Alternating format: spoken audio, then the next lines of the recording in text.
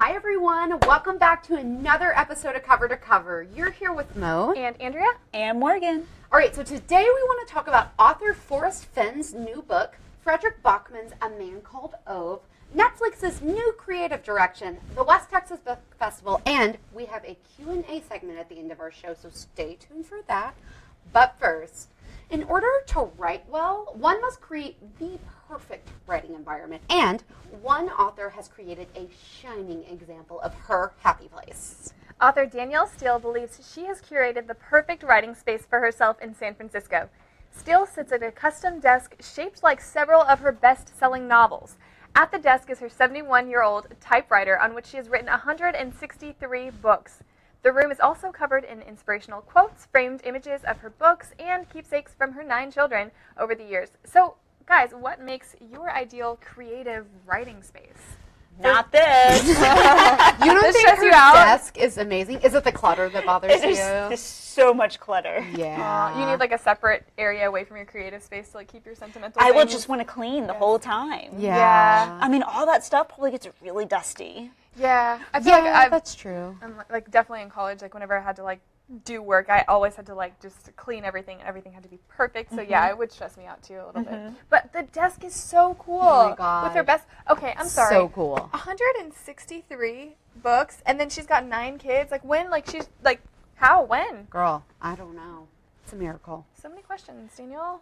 That book or that desk is like incredible though. The second you showed me that, I was like, this is everything. I'm gonna get like the exact replica. Not my books. I just want her books. That's Just fine. her books on there? Yeah, it's beautiful. And I think her clutter is really nice. Like I see what you're saying, but it's all like kind of memento style clutter. So it like reminds her of like happy things, which I can see could be inspirational. But I did read that the stuff directly around her typewriter, she moves it off her desk while she's actually writing. Okay. So that stuff is just for looks, but the like rest of the clutter is like permanent. It's Okay. just like they're her books sitting there. So she walks into her room, like her creative room, right? And she's just like, I'm awesome. I'm gonna start writing. I You know? love It's that. just Yeah, like this she pumps reminder. herself Yeah. up. She's like, millions of people read all of those books, and I'm gonna just write another one. So that's incredible. I guess I do have inspirational things around Yeah. me, but You can pull some of it for your Pinterest board, I guess. Yeah. yeah, there we go. Yeah. Well, let us know in the comments what your perfect writing, or if you're not a writer, your reading space looks like, and let us know if you have any tips for us. Yeah, and you know what? I do often wonder what other people's writing space looks like. For example, is their legacy a reflection of their writing space? If so, author Forrest Fenn must write on a gold typewriter surrounded by rubies.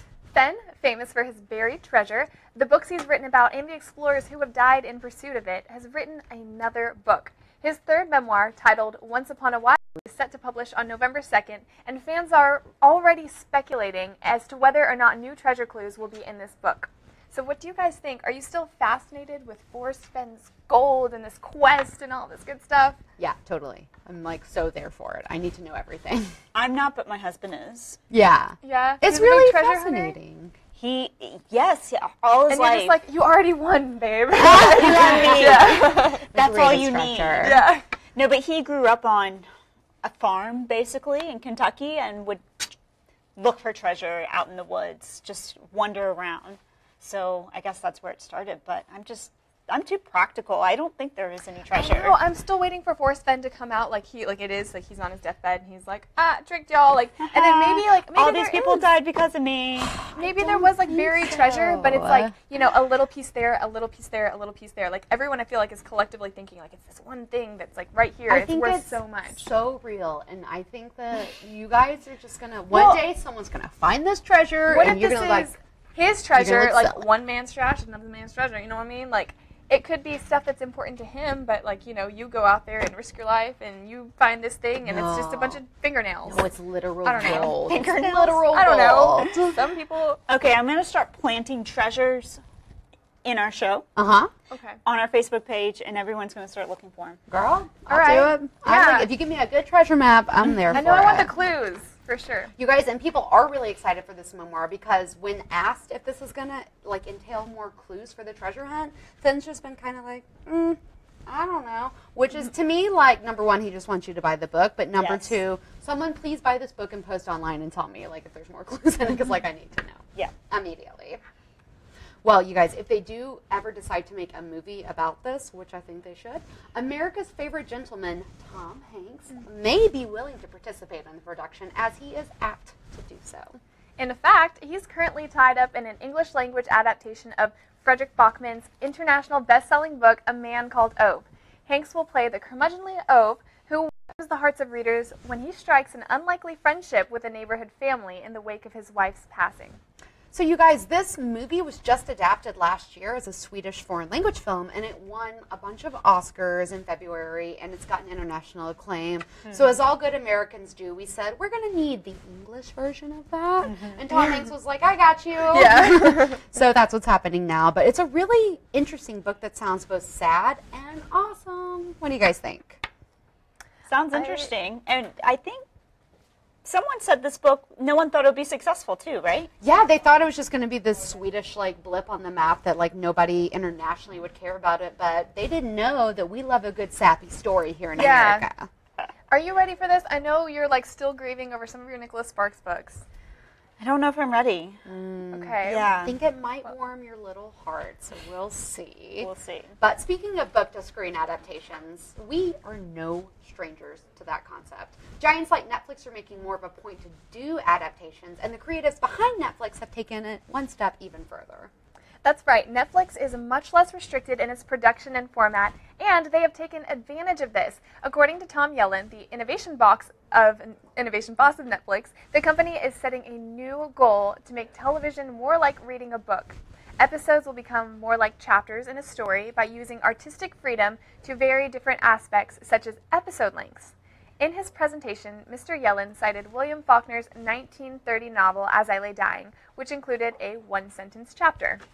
Which is And what? in case you needed a reminder, that sentence is, my mother is a fish. Great sentence. Great sentence. One whole chapter.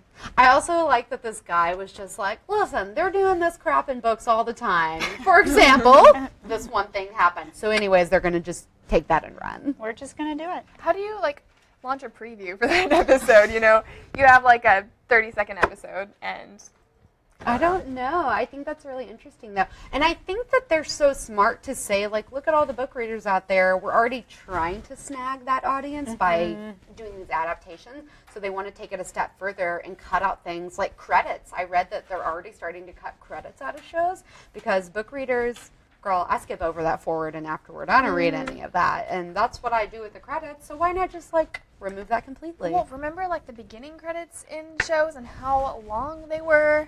So Can't do it. They've cut that out. So it just shows how book lovers. We're just way too advanced. Yeah, we I need guess. our content. Yeah. We need it now. And we need it in varying degrees of artistic creativity. Well, let us know in the comments what you think about Netflix's desire to cater to the bookish audiences like ourselves.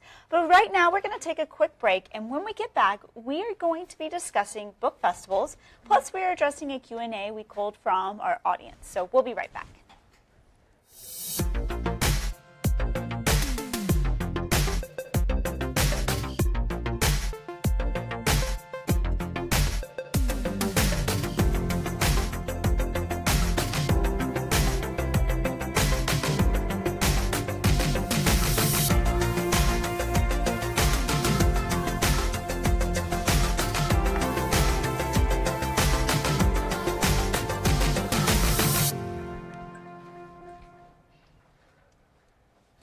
Well, one of the best ways that we know to gather with fellow literary lovers and learn a thing or two is to attend book festivals. And last week, there was a popular festival in West Texas that one of our very own attended. That's right. Tiffany, who does What's on My Nightstand, spoke at the 17th Annual West Texas Book Festival in Abilene, Texas. She talked about cookbooks in Texas and met with a lot of great authors.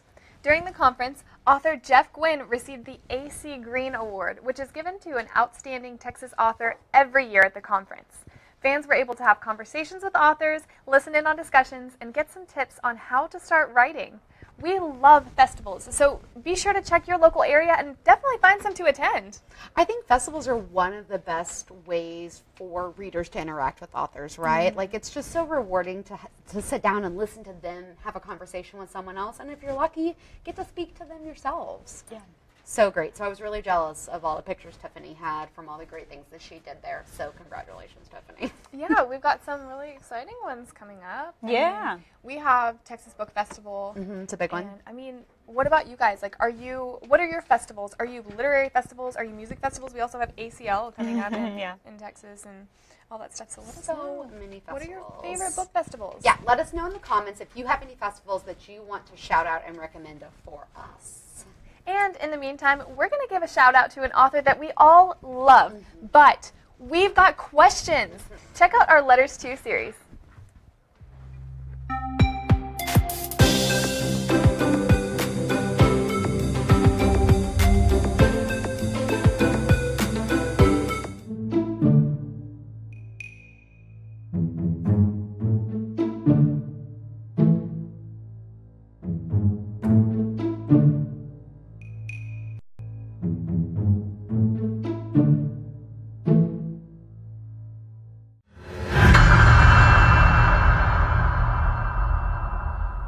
Dear Nicholas, or Nikki, as I like to call you, you have captured my heart for so long. Love stories, so real, so heartbreaking, so inspiring. And because of you, I have purchased term life insurance, I'm an organ donor, and my husband carries a picture of me everywhere he goes because I'm good luck. So, Nikki, do you remember your novel, The Guardian? I bet you do, because there's that one horrible moment, you know the one. So tell me, Nikki, why Singer? I know someone always has to die since you write tragedies, but why Singer? The Great Dane, the lovable dog. Who does that? Singer was so loyal, so brave. He was such a good dog.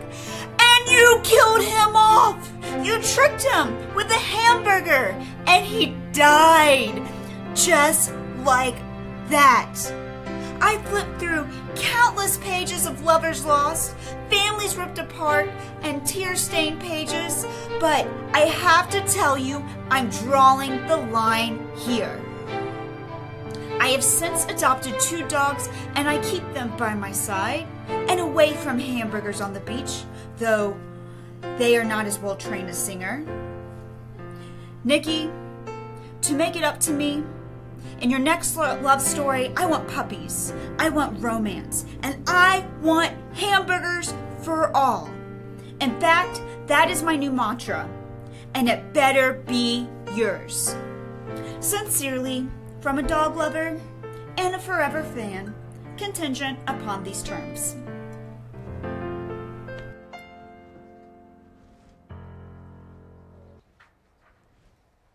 All right. Well, we hope you guys enjoyed Letters To Nicholas Sparks. Morgan, you have some feelings, girl. I do have some feelings. So the book is The Guardian. Sorry I gave too much of the plot away. Hashtag spoilers. Sorry. But it really did bother me that the dog died in the movie. All right. Not in the movie. There's not a movie on this one. But in the book. Yeah.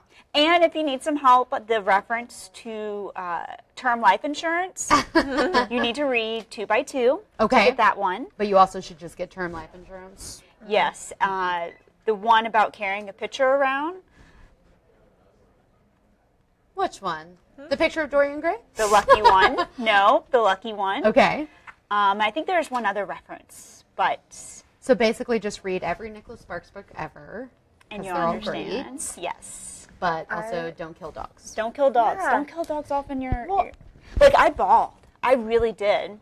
On a lot of his books, I The cry. hamburger? So sad. Like, that's messed up. Yeah, now we'll never be able to eat hamburgers again. I know. Yeah. Tell me about it. So But thanks for that. A really bad person put rat poison in a hamburger on the beach and the dog ate it. That's so rude. It was really and bad. He wrote that? Now I'm mad, Nicholas Sparks. I didn't even read your book yet. But I did love A Walk to Remember, even though that one was really sad too. They're all sad. So thanks for making us cry Yeah. for a whole multitude of reasons. So if you need to cry today, go read a Nicholas Sparks book. Obviously. Book. I keep saying movie. A Nicholas Sparks book, and you'll get your good cry on. All right. Yeah. Well, in the meantime, when we're all crying, we want to leave you with a few final things to think about for today. You guys know how it feels when you've invested a lot of time into a book series, only for it to end? Terrible. It feels terrible. Well, we recently asked you on Facebook what your favorite book series are, even if they left you devastated. We received a big response from our audience, so thank you. And some of the most popular answers we received were not too surprising. Harry Potter, A Song of Ice and Fire, Outlander, and The Chronicles of Narnia. But there were a few new suggestions for us out of the bunch as well. So there was also the Mortal Instrument series by Cassandra Clare, the Bregden Chronicles by Ginny Dye, the Kinsey Milhone Alphabet series by Sue Grafton, and more. So we want to ask you, if you are watching, what's your favorite book series? And guys, what about you? So I second, obviously, all of those mainstream answers that we received, and I would like to also add The Lord of the Rings, because fantasy would be dead without the great Tolkien to have guided us this far. But y'all know me, like, I am a big serial fanatic, currently reading Outlander, which is like an intensely long series. So I'm only on book 3 of a proposed 10, so that's an endeavor for sure. But do you guys enjoy series, or is it more of just like a one-and-done situation for you? I'm not a series person. I like Neil Gaiman's books. Like, we talked about Stardust in the video. He's got a couple other ones, and I don't know. I'm just more of like a one-and-done. In and out. Yeah, I think it's a commitment. Yeah, I mean, if you're getting like 6 of these bad boys, you know, or Outlander, Yeah. as you've seen. And they're always like 1,000,000 pages, and I'm like, that's great, but also like that's the next 4 years of my life, Right, you know? exactly. Yeah. How about you? It just depends. Yeah. It depends on the storyline and if they can keep my attention. Yeah, I just want to connect with like more stories and more characters, you know, and I mean, have such a short life, and I want to live like 1,000 lives in my life, you know, not just be so connected and wrapped up in one. I have I've fallen in love with some series, of course, but. Well, I'm excited about all the suggestions and comments that people brought in, because that, of course, just made my TBR list longer. So thank you for that. So, Definitely. yeah, and please let us know in the comments what your favorite book series is, especially if we haven't mentioned one of them. Right. We would love to hear about them, see what we're missing out of, and let us know what you're in the middle of right now. And don't forget to interact with our Facebook posts so we can include your comments in our conversations on future episodes. All right. Well, thank you so much for joining us today. I'm Mo. I'm Andrea. And I'm Morgan. And we will, of course, be back on Friday, September 29th, 12 p.m. Eastern, 11 a.m. Central Time. So until then, keep reading, writing, being awesome. I know we will. Bye. Bye.